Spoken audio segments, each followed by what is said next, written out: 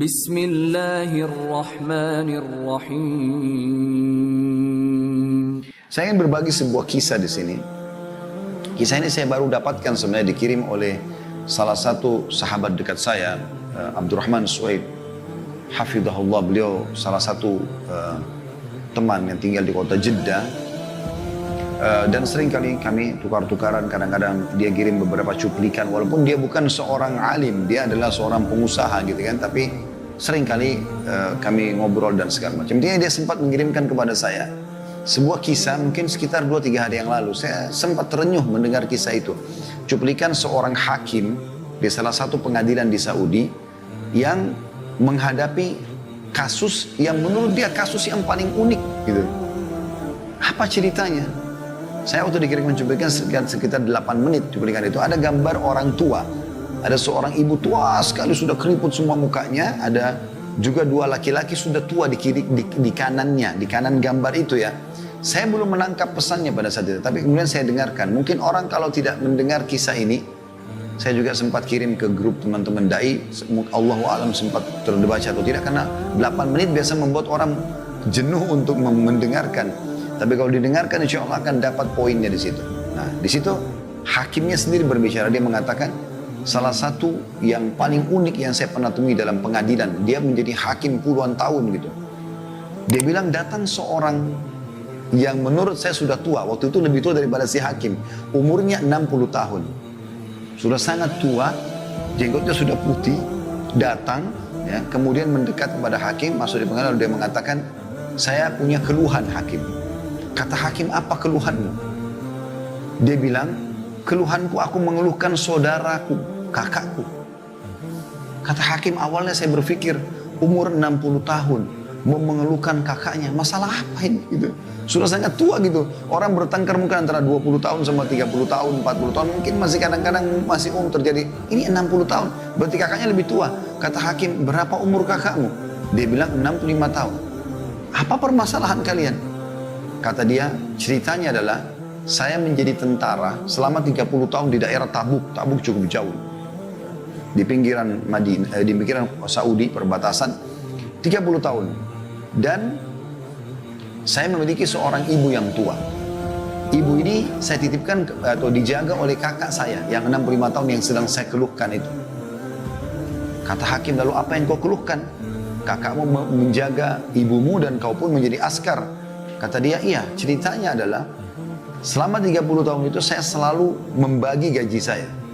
Setengahnya saya pakai untuk kebutuhan, setengahnya saya berikan untuk kakak saya dan ibu saya.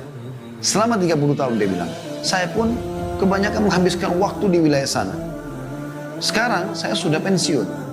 Lalu saya datang, ketemu dengan kakak saya dan ibu saya, dan saya bilang sama kakak saya, sudah 30 tahun kamu berbakti sama ibu kita. Dan saya sekarang mohon kepada kamu agar memberikan kesempatan kepada saya berbakti sama ibu sebagaimana kau sudah berbakti. Saya cuma minta ibu ini pindah ke rumah saya sekarang. Lalu hakim, tiba-tiba kakak saya menangis, lalu mengatakan, demi Allah kau tidak akan pernah bisa merebut ibu dari aku. Kata si adik, saya bukan merebutnya, saya hanya sekedar mau memindahkan dia ke rumah saya dan Anda bisa ketemu sama dia setiap saat. Kau bisa ketemu sama dia setiap saat. Kata kakak saya, demi Allah kau tidak akan pernah bisa merebut ibu dari saya. Sebaliknya kau yang datang kepada saya di rumah ini. Saya tidak akan mungkin melakukan itu. Dia ulangi lagi, dia bilang, saya ulangi lagi, kak, saya hanya memindahkan dia ke rumah saya supaya saya bisa merasakan kenikmatannya berbakti sama ibu sebagaimana engkau telah menikmatinya 30 tahun. Kata kakak saya, kau sudah mendapatkan pahala kami. 30 tahun kau mengirimkan setengah gajimu. Maka sekarang biarkan ibu sama saya. Jadi subhanallah, kata hakimnya, selama ini orang bertengkar antara saudara memperebutkan warisan, memperebutkan kedudukan, atau apalah. Ini memperebutkan di umur 60 sama 65 tahun, siapa yang lebih bisa merawat ibunya. Itu luar biasa gitu. Hakim ini menceritakan sambil meneteskan air mata, di suaranya kayak agak paruh gitu. Lalu dia bilang, saya pun mengatakan sama dia, baik, coba panggil kakakmu sama ibumu ke pengadilan. Kata dia, baiklah. Dipanggil lah dia bilang. Terjadi kejadian yang luar biasa, dia bilang sampai satu pengadilan meneteskan air mata gara-gara kisah mereka. Dia bilang pada saat masuk, dia bilang, demi Allah, saya belum pernah melihat ada anak berbakti seperti kedua orang ini. Ibunya digendong oleh keduanya, setengah tubuh ibunya dari pahanya dipegang oleh yang adik sebelah kiri dan si kakak pegang sebelah kanan. Mereka sama sekali tidak ingin ibunya menyentuhkan kakinya ke tanah. Digendong padahal ibunya masih mampu jalan. Sampai tiba di kursi. Lalu ibunya duduk tengah-tengah, si kakak duduk sebelah kanan, si adik duduk sebelah kiri. Kemudian saya mulai bertanya, ada masalah apa kalian? Ditanyalah kepada si adik, dia bilang, saya tanya kepada si adik, adik ini tentu punya 60 tahun ya. Maka kata adiknya, saya sudah ceritakan kepada anda hakim. Kata hakimnya, saya mau dengar, biar kakakmu juga mendengar keluhanmu, supaya ini benar atau tidak. Saya mau dia membenarkan atau tidak. Diceritakanlah kembali ceritanya, kemudian hakim bertanya kepada si kakak, bagaimana menurut kamu? Kata si kakak, benar apa yang dikatakan oleh dia. Dia membantu kami 30 tahun dan ibu adalah tinggal bersama dengan saya. Namun demi Allah wahai hakim, saya tidak akan pernah melepaskan ibu saya untuk tinggal sama dia. Dia boleh datang silakan. Tapi saya tidak mau kehilangan peluang ini. Gitu ya. Dan saya sudah membahasakan kepada adik saya, demi Allah kau hanya bisa memindahkan ibu ke rumahmu kalau melalui pintu mahkamah, pengadilan. Oleh karena itu dia datang kepada anda. Kata hakim, saya belum pernah menghadapi masalah seperti ini. Bagaimana memecahkan masalah antara dua anak yang beributkan ibunya. Lalu saya balik kepada ibunya, saya mengatakan, ibu, tengahi di antara mereka. Kata ibunya, saya nggak bisa wahai anakku. Dia bilang kepada hakim anak, karena ibunya juga sudah tua, 80 tahun lebih malah umur ibunya.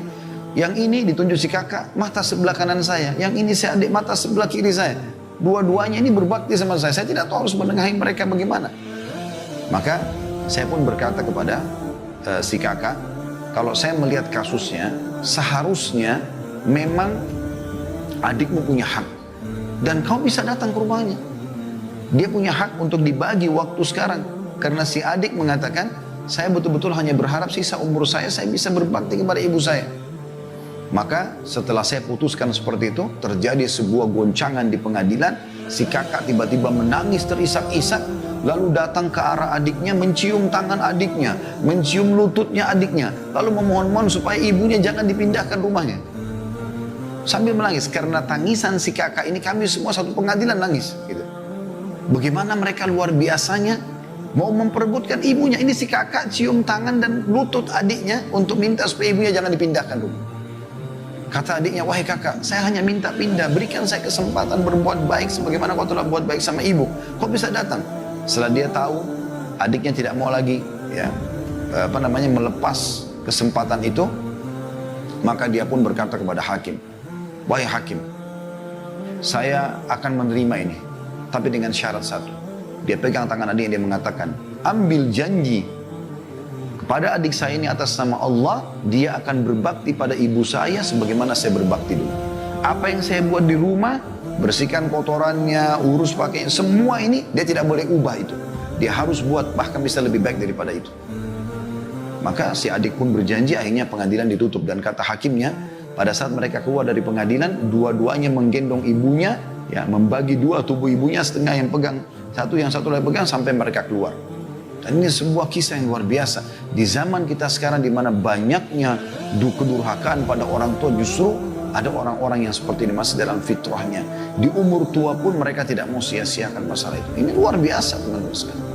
Nah, ini harusnya menjadi sebuah ibrah bagi kita, bagi yang punya orang tua. Jangan karena orang tua kita seorang pejabat misalnya, atau orang yang punya kemampuan, lalu kita anggap, oh orang tua saya mampu, saya nggak usah bakti. Akhi dan ukhti, berikan makanan, berikan kue kesukaannya, berikan sarung, pakaian, apa saja, sabunnya, samponya. Lakukan sesuatu yang kau mampu, mumpung mereka hidup.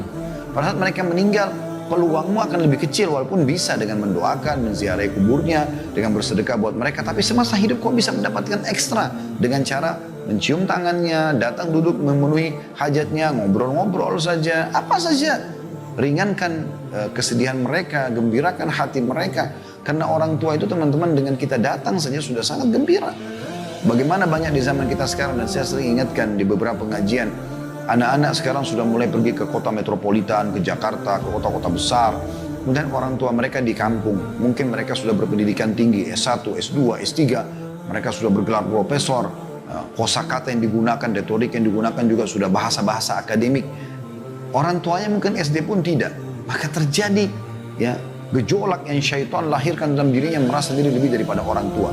Sehingga dia malu bertemu dengan orang tuanya, malu kalau diperlihatkan orang tuanya kepada murid-muridnya atau kepada siapapun karena dianggap nilai pendidikannya kurang. Atau kalau orang tuanya telepon walaupun hanya mau mendengar suaranya buru-buru, sudah ibu ayah saya ada meeting. Tapi kalau teman bisnisnya atau siapapun yang telepon maka mereka akan malah memperhatikan ekstra. Ini semua hal yang harus diperbaiki. Justru peluang kita teman-teman sekalian, surga kita ada di tangan keduanya. Minta doa kepada mereka.